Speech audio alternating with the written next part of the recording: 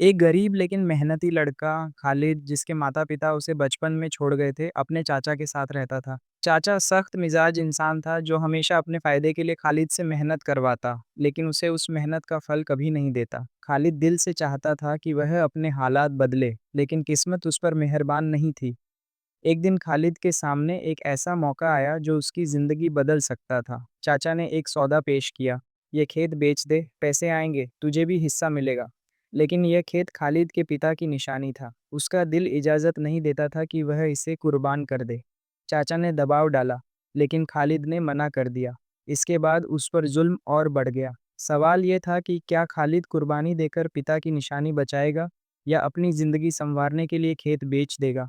खालिद को एक रहस्यमयी पत्र मिलता है, जिसमें लिखा होता है, यह खेत सिर्फ जमीन नहीं, तुम्हारे पिता का कर्ज है, इसे चुकाए बिना मत बेचना, कभी क्षणिक फायदे के लिए अपनी अमानत मत बेचो। कुर्बानी का असल मतलब सब्र है। खालिद पत्र के पीछे की सच्चाई जानने निकलता है। वह गांव के एक बूढ़े व्यक्ति से मिलता है जो बताता है कि खालिद के पिता ने किसी की मदद की थी, जिसके बदले में खेत में एक खजाना दफन है, लेकिन यह खजाना केवल उसी को मिलेगा जो इम्तिहान में कामयाब होगा। खालिद दिन रात खेत पर खजाने की तलाश करता है, जमीन खोदता है, लेकिन कुछ नहीं मिलता। चाचा उसे पागल कहकर हंसता है, दोस्त भी साथ छोड़ देते हैं। खालिद केवल अपनी नीयत पर कायम रहता है। एक रात सपने में उसे एक सुरंग का रास्ता दिखाई देता है। सुबह वह वहां जाता है, लेकिन रास्ता बंद मिलता है।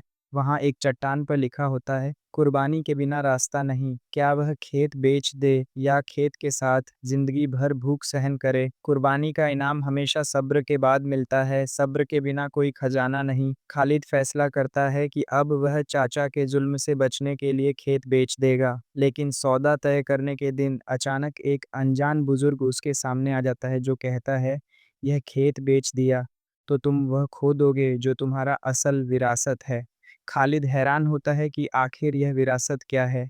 बुजुर्ग बताता है कि तुम्हारे पिता ने अपनी जिंदगी में एक सोने की खान खोजी थी, जिसका रास्ता इन्हीं खेतों के नीचे है। लेकिन वह राज केवल उसी को मिलेगा जो ईमान और कुर्बानी का सबक समझे। खालिद खेत बेचने का इरादा बदल देता है और रात भर दुआ करता है कि अल्लाह उसकी रहनुमाई करे। अगली सुबह वह देखता है कि सपने वाला पत्थर सरक चुका है और सुरंग का मुंह खुल गया है। सुरंग के अंदर क्या है? क्या वाकई खजाना है या एक और इम्तिहान?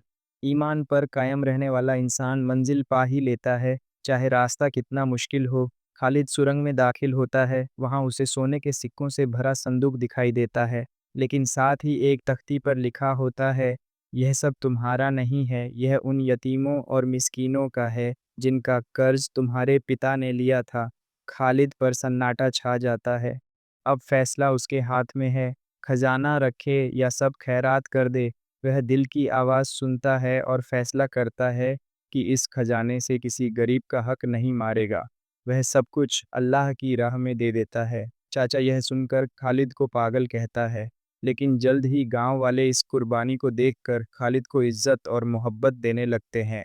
खालिद यतीमों और विधवाओं की मदद शुरू कर देता है। क्या यह कुर्बानी व्यर्थ जाएगी या अल्लाह ताला इसके बदले उसे कुछ और अता करेगा? सबसे बड़ी कुर्बानी अपनी ख्वाहिशों की कुर्बानी है। कुछ महीने गुजरते हैं, एक दिन वही बुजुर्ग फिर आते हैं। खालिद से कहते हैं, तुमने जो दिया वह तुम्हारा नहीं था, लेकिन जो अब मिलेगा वह तुम्हारा हक है।